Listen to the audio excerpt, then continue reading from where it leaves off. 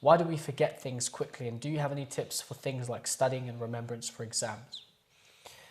Okay, so I mean, there's lots of different ways you can try and study. You can make notes, you can make mind maps, you can use mnemonics, other things that help you.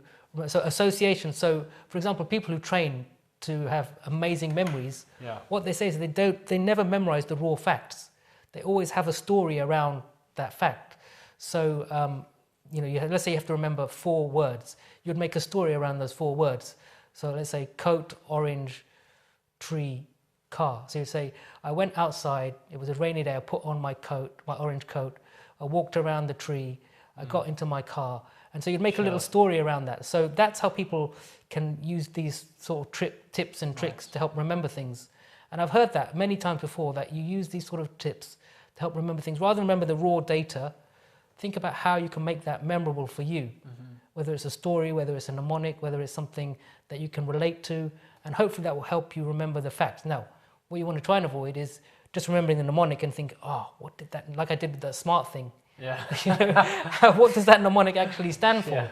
So have a mnemonic that's memorable to you. Of course. Use mind maps, use visualization. People learn in different ways, and some people are, what we call sort of physical learners, so they learn by doing something. Some people are oral, so they have to hear something, so you could play tapes to yourself. And some people are, sort of reading. They like to read the text and then they remember it that way. So you have to try and find what works for you and then use that to help.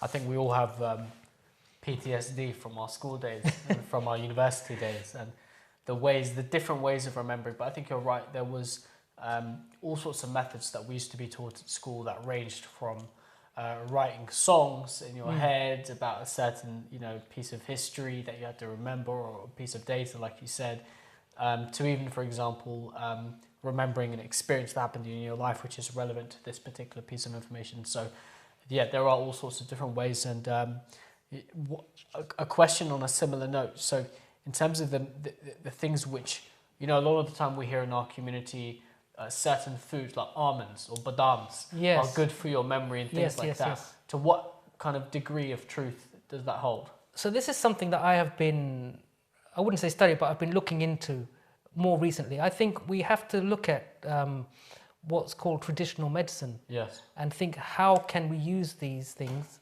that have been around for centuries, for millennia? For example, talking about Chinese medicine, that has been around for thousands and thousands of years. And I went to see an acupuncturist a few years ago for a back problem, and he felt my pulse and he said, do you have a bowel issue? Do you have sleep issues? And I said, how can you tell that from the pulse? He said, well, I check the pulse in a different way to Western medicine checks the pulse. So these traditional forms of medicine, where you may have home remedies. So my wife is always talking about the heat of the food. So that doesn't mean you've heated it up in a cooker. It has an inherent heat. So she says nuts are hot. So I love nuts. I love almonds, hazelnuts, pistachios. But she says, don't eat nuts in the summer because it gives you heat inside. Eat nuts in the winter. Now, I was a bit skeptical about this, and I still don't know how that works. But it's something that is definitely worth considering. So what we eat, what we consume, how that can affect us inside. And we know about, in the Quran, it talks about the benefits of honey.